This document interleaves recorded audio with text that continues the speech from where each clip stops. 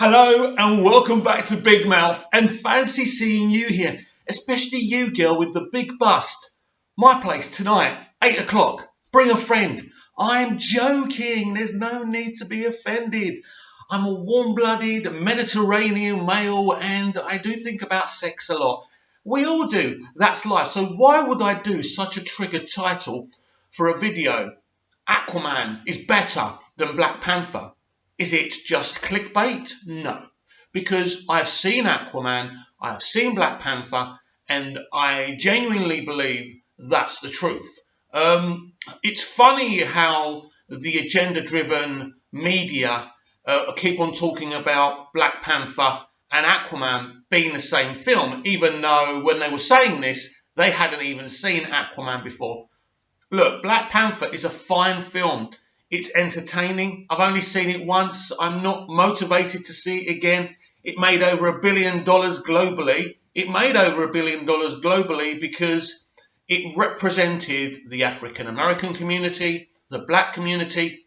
It was a film that community felt called to them. It was about them. They were being represented, which is a beautiful thing.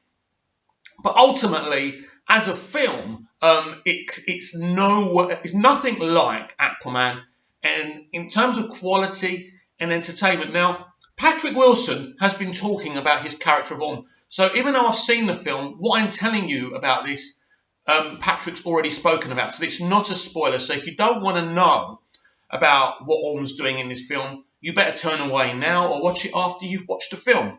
Have you gone? Have you stuck around? I appreciate it. So Orm's motivation in this film is a beautiful kind of General Zod from Man of Steel motivation. He wants to bring the war to the surface world. He wants revenge on the surface world for polluting the ocean. Do you know what? When you hear him talking about this and justifying this in the film, it really is emotional. I did cry because I'm thinking, we have done that. Mankind have done that, haven't they? We have been polluting the oceans for generations, and about time this is being represented in a film. Now, I know a lot of people don't like these issues being represented in CBMs, but if it's done properly, it really works. Orm is a villain, but his motivation is a fantastic one. And I would ask you to answer this question I'm going to ask you in the comments below. Is Orm right for wanting revenge on the surface world for polluting the oceans? I'm saying yes. I think he's absolutely right. So already you've got a better motivation for the villain in this film than you did with Killmonger in Black Panther. I thought Killmonger was a pretty good villain until the final act, which he seemed really weak. It's all very well saying, yeah, well, he's misunderstood and he's not really bad. But the reality is, he was doing some bad shit, weren't he? But for me, and I'm no way a massive diehard Marvel fan, it's obvious I'm a DC fan.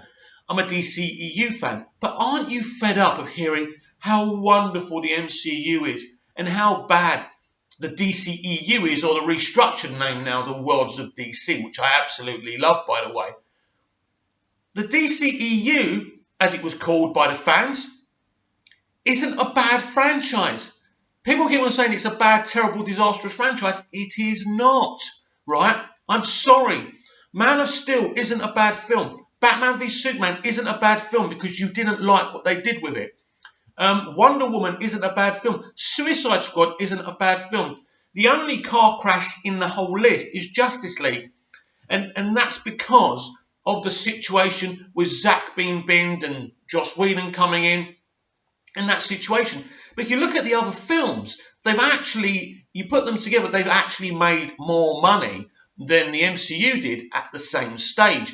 So it really isn't about box office. Now, the whole bone of contention was the stuff that the MCU fans were throwing at us, saying, well, a film with Batman and Superman should be making well over $1 billion to $2 billion. It should be making kind of Infinity War money. And you're right. It should have done. It wasn't a film for the mainstream. There's no question about that.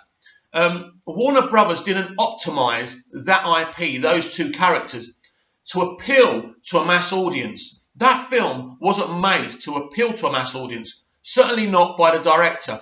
And this is why I think Warner Brothers messed with it and wanted it edited down heavily, because they were concerned themselves, but they should have thought about that before they allowed Christopher Nolan to recruit Zack. They knew, Zack's always been a Warner Brothers man, so they knew the kind of creative that he was.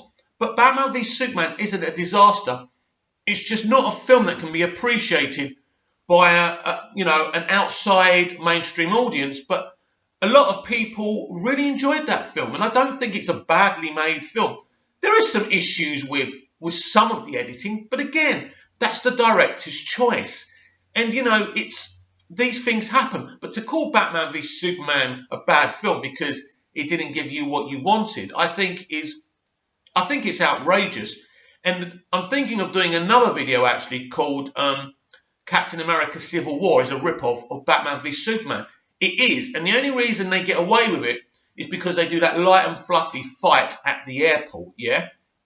And it literally is the same film, because Feige was so scared about Batman v Superman, he passively aggressively went for that film by competing with it. So on the same year, literally the same film did better, was reviewed better, and made more money. I think. I can't remember, but I think it definitely did. Also, it didn't help that this was a longer and well-established franchise. But anyway, I'm saying that Batman v Superman isn't a bad film. And the DCEU, the Worlds of DC, is not a bad franchise. There have been mistakes made. And obviously with Walter Hamada now, they're trying to restructure the universe so it can appeal to a bigger brand of people. That doesn't mean they're trying to MCU it and make them a bunch of generic films. I think there'll still be elements of what we've already seen, but there'll also be elements of other things, the mainstream audience and, DC fans, DC comic fans who are not happy with the DCEU. So Orm really is one of the major reasons that Aquaman is a better film than Black Panther. But also, what I will say is, because I was really surprised by Jason Momoa's performance. I must admit, I never thought he was a bad actor, but I thought he had limitations. I think we all did. He's a big guy. Look, the thing is with Momoa, and the thing is why he's been successful, is his personality. But if you go back to Game of Thrones, he is acting in that. He's not being himself. And that's where we kind of first saw him, wasn't it? So you can't call him a bad actor, but I always thought he had limitations. His performance in this film is amazing. As a Greek Cypriot, who my parents were born here in Cyprus, but I was born and raised in the UK. So I never knew where I really belonged. I went to Cyprus, they used to call me English. I used to go to England and they used to call me Cypriot. Used to call me a bloody foreigner.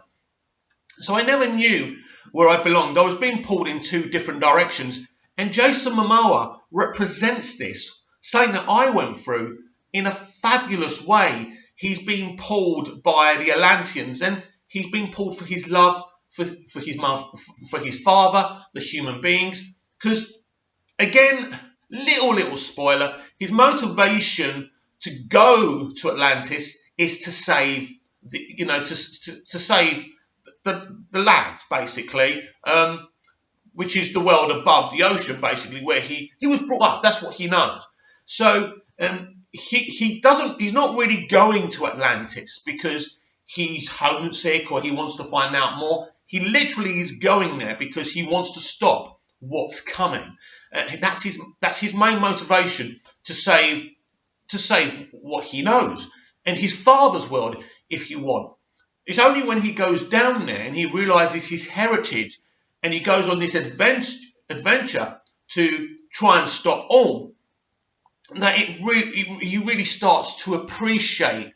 And this is what I mean. Momoa's performance is so brilliant, so cathartic, and it's one of the best performances I've seen within a DCEU heroic actor, if you like, who's playing one of these characters.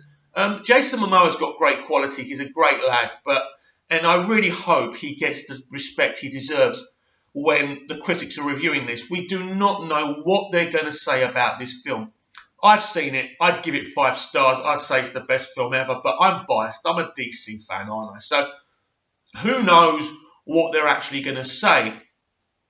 But there's more reasons. I feel this film's a bigger achievement because it literally has nothing else from the DCEU. There are no Justice League characters in this film. That's not a spoiler. We all know that already. They're not using anything to pull you into this film. They're saying, the great thing is, because I think the great thing is we've already seen him in Justice League. And I feel he was brilliant in Justice League. So that's why I think that helps, because the film did make 650 million globally. It wasn't what was expected. It wasn't what was wanted, but it's still a good wad. And a good wad of people around the world really enjoyed Justice League. Now, because those people don't know the issues, didn't know about one director leaving and the other one coming in, or bad CGI on the upper lip. I mean, I never noticed the bad CGI on the upper lip till I got home from the cinema and started going on the internet and we got the GIFs and everything. I actually thought that opening scene with Superman was kind of emotional to see those children asking him questions, and I thought that was really good. And I only started to have issues with it when I was kind of infected with all this hate and bile. But yeah, now looking at it, that CG is terrible, and I admit it. But I thought the idea of the scene wasn't a bad one, to show Superman being Superman and talking. He's just saved some people. He's answering some questions from children, and they ask him this pivotal question: why do you like Earth so much? And so I didn't think it was that bad. But I'm straying here, basically. Momoa is another reason why I love this film. And I mean, Momoa is going to be a pull for a lot of people, because unlike most actors, you actually see Momoa as your friend, someone you can sit at a bar with and have a laugh, put your arm around him, he puts your arm around him, and you're just like that. Yeah, Jason, yeah. More drinks, Jason, yeah, let's stay here till midnight. Oh, and then Jason will make sure you get home safely, because Jason's a stand-up guy. So we love Jason Momoa, and I think that we're all proud he's part of the worlds of DC Universe. I think we're very, very lucky to have. As I say, we've got good people involved in this franchise. The actors are beyond reproach, as far as I'm concerned. Yeah, you can start saying Ben Affleck's an alcoholic, but you know, that's a disease, that's an illness. That doesn't make him a bad person. Oh, he came on to Hillary Burton once. Boo-hoo, so what? Get over it. Do you know what I mean? I like Ben Affleck. I love Henry Cavill. But who knows if those guys are going to continue to be involved. We shall see about that. So, yeah, Momoa as a lead is fantastic. Now, it's not for me. Look, if your opinion, when you've seen Aquaman, if your opinion is that Aquaman isn't as good as Black Panther, that's up to you. And I'm sure many MCU fans will be writing a lot of toxic comments down below. And listen, your opinions are your opinions. I don't delete comments or anything like that. And if I get time, I'll read some. Not all, of course. But yeah, I mean, it's up to you what you think of what I'm saying. But don't forget, I've seen Aquaman. I've seen Black Panther. And I just think, visually, it's stunning. I mean, James Wan has done such a good job. But visuals mean jack shit to me, right? Excuse me, frog in my throat. I think he's an MCU fan. But basically, the writing, I think it was written by Will Bill and someone else. And it really is a good story. The character development in this film, you'll love the characters in this film. Especially Arthur Curry, especially Mira. You're really going to want them being together. And I think that's really important. They've done a great job with the characters in this film. And I think they did I think one of the reasons Justice League at least got to 650 globally was the characters mingled very well. And you saw the different personalities come together. And I thought that was its best achievement. And with this film, again, it's got the story. It's got the characters. Visually, it's absolutely stunning. We've not seen a film underwater for 70% of the time. It really is good. But I will go back to I will go back to his story where he wants to hurt the surface world for polluting the ocean. I think this was the only way to go. And if we go back to General Zod in Man of Steel, he wanted to rebuild Krypton on Earth. Not because he's an evil dude, because his world was destroyed. You know, we saw how Faora cries when she's in the Phantom Zone and she can see Krypton exploding. That was their home, no matter what kind of people they are, and they want that back. And I think it's even though on Man of Steel, we're talking about aliens here. It's a very human thing to want what you had back. So basically, Atlantis hasn't been destroyed yet, but it's in a very precarious situation in the film. And I think this is another thing what makes this film better than Black Panther. As I say, I liked Black Panther, but with the MCU, they're so obsessed with pushing in a gag.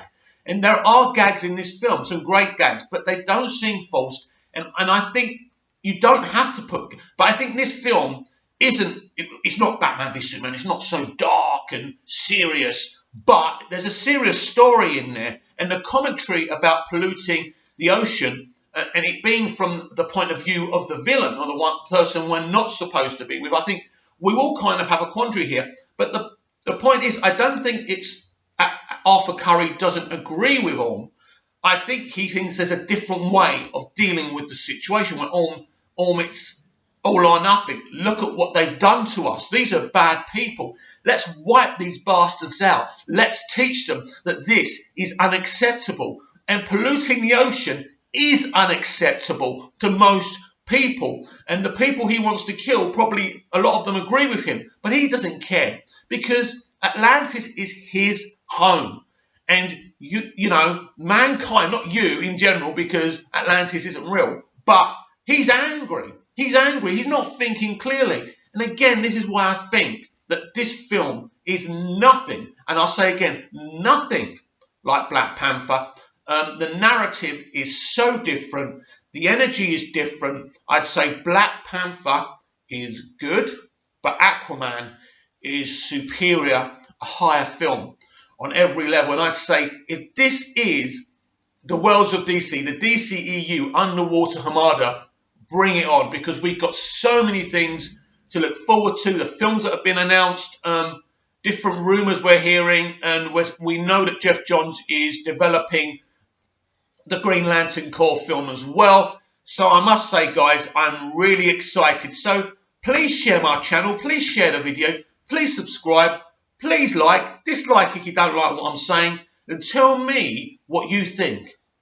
Well, you can't actually, can you? Because if you've seen Aquaman, and I know a lot of people have actually gone to fan screenings. I actually thought I was so special and important because I've seen Aquaman before anyone else, but actually a lot of you have. So if you've seen it, do you think Aquaman is better than Black Panther? See you soon.